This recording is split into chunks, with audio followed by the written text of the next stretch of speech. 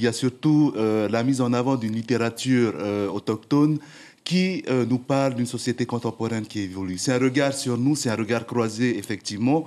Et à travers ce spectacle, nous avons voulu cette année montrer nos silences cultes sociétaux et donner la parole aux SDF. Ces SDF que nous défigurons, que nous rendons invisibles, nous déshumanisons finalement, auront un regard inversé finalement, et c'est leur regard qui nous intéressera, leur parole et surtout leur intelligence. Leur intelligence sur leur façon de voir cette société qui évolue, qui prie finalement un Dieu, lequel, monothéisme ou polythéisme, mais finalement ce Dieu de l'argent capitaliste. On sait que le silence est une composante culturelle forte ici en Polynésie. Est-ce que les Polynésiens ressaisissent la parole, leur parole authentique, originelle avec leur langue en ce moment ?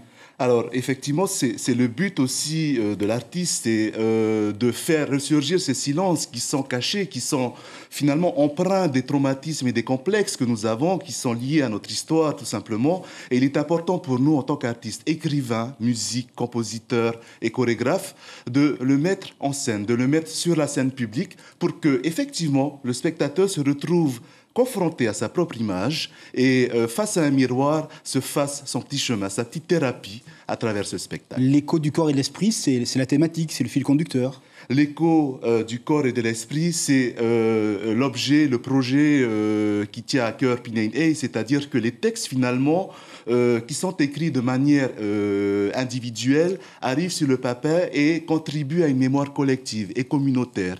On sait que là, tout va se mettre en place et on ne travaille plus pour soi. Cette fois-ci, on travaille au service de notre pays, de notre terre. Derrière ça, il y a une prouesse, c'est la vôtre, parce que vous réceptionnez les textes et après vous pensez la chorégraphie.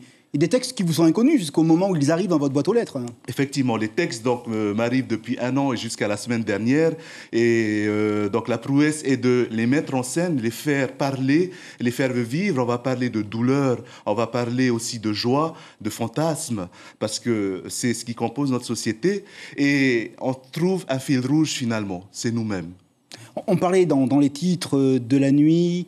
Ici, la nuit n'est pas absence de lumière. Il y a toujours cette relation avec les ancêtres, entre le Tao et le Tepo, qui reste encore un élément guide pour les jeunes générations de ce pays. La nuit est un élément important dans notre culture et dans notre littérature. La nuit rythme notre vie, dans notre façon polynésienne de voir les choses, puisque nous comptons les lunes, effectivement. Et Hina Temarma veille sur nous, la déesse de la lune.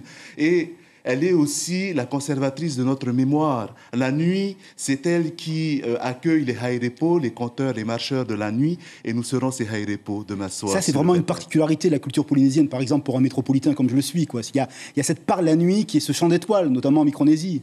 Oui, la nuit contribue justement à l'ouverture intellectuelle, à l'ouverture de la pensée polynésienne. C'est ça qui est important, qu'il faut retenir. Et c'est pour ça que nous faisons ce spectacle la nuit. Nous faisons ce spectacle sur le pépé à Hiro, qui est hautement symbolique, puisqu'il est dédié au poète Henri Hiro. Et j'espère qu'il nous écoute, qu'il sera content. Les pierres de ce pépé nous compteront leur douleur, leur malheur, et par contre donnera justement une part d'humanisation à nos SDF qui rôdent en ce moment dans notre capitale. À votre sagacité, une citation de Jean Cocteau: la poésie n'est pas faite pour être lue, elle est faite pour être là. À Tahiti, c'était le lieu incontournable pour que cette citation prenne cher alors. Oui, et surtout je prendrai la citation de Henri Hiro qui disait que il faut que le Polynésien écrive son histoire. 50 artistes, demain soir à 19h, c'est ça ? 50 artistes avec les figurants, tous ceux qui participent de manière bénévole. Tout est en place, donc le public est accueilli à partir de 15h.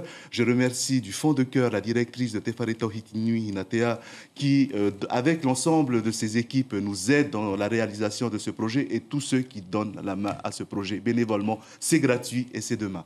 Merci beaucoup. Vous nous avez donné envie d'aller à la rencontre de cette poésie, de cet écho et des corps et de l'esprit demain soir, donc à partir de 15h. C'est bien ça. Merci beaucoup.